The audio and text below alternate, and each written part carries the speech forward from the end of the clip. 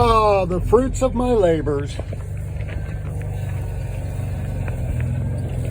This is what I actually call the hunter's field.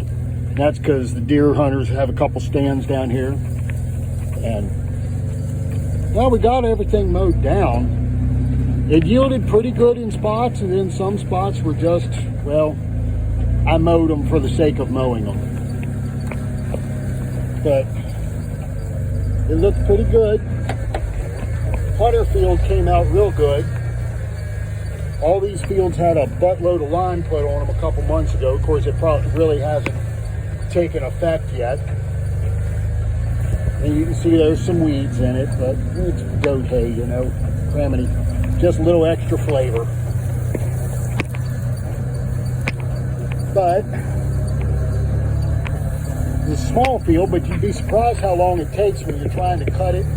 You know, keep the windrows somewhat straight. You're pulling up and doing 3-point turns, and you can't turn too short because you got power takeoff on the tractor. You don't want to pinch it. So you end up doing all sorts of unusual maneuvers. Now we're into the horseshoe. This is the front part of the big field. It's got a couple big rock shells in it, nothing major. I just went over one of them. But we call this the neck. Right in through here, this narrow section. Got my giant Osage orange tree over there that needs to go bye-bye. That big clump right there is going to get a visit from the caterpillar fairy. And then I introduce it to my friend 953. It's getting pushed back. I don't mind stuff being growed out, but it's been left go for so long that it's just, oh my. And back side of the big field here, you can see up there on the hill, you can see kind of different colors. I mean, this yielded decent down here, but it's very sparse. It's very tall, but it's very thin. There's a fair amount of milkweed in it. That's a bad thing. You know, farm truck here giving you the 5-cent tour of the rental property in West by God. The tall stuff in there is where you can try to build a pond, and you know, we just don't do it. But then you get back up into the point up here, the boot, that yielded pretty decent. But this right up here on the hill, I'm thinking I'm going to have to reseed this fall. I'm going to have to get myself a no-till drill, get out here. I'm going to do forage peas, something I can cut early in the spring and get some food value out of, and then I just run like forage peas and orchard grass timothy through the drill and go with it from there. I mean, it had a little bit of timothy in here now, but not a whole lot. Timothy's hard to get to grow around this area. I know up at the home place over there in Hagerstown, you might as well just, you know, feed the timothy seed to the birds. It'll do you more good. At least then you can shoot the bird and eat it. Because the timothy just flat will not grow. But that's what we did all day today. Now I got to go home and stop on the way home, pick up a big section of tie-out chain, since Sonic the Wonder Cow is, you know, he decided to go hang out on the interstate. Lappin's Road, actually. So we got to get him a little better situation. He's got the front yard eaten down already anyhow, so he's done. And now we'll head back up the hill here.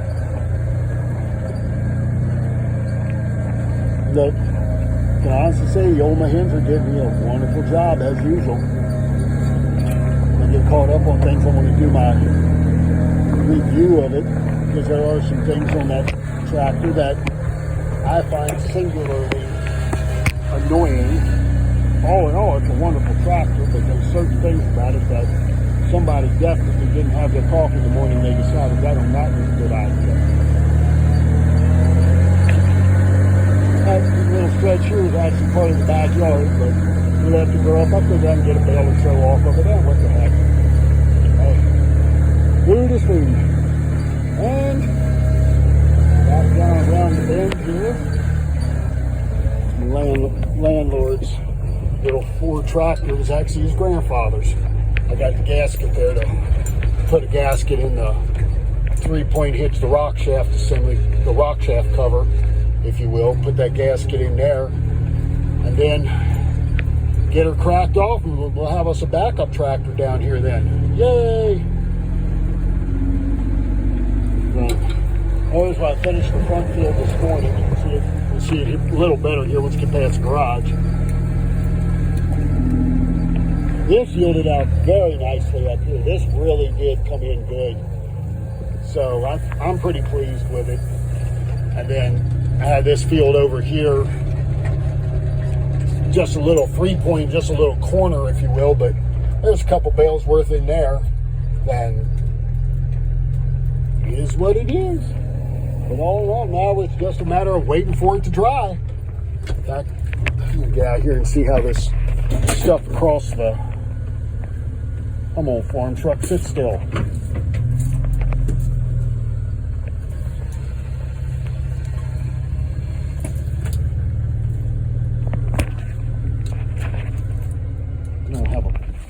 Don't have a parking brake, so just, yeah, anyway.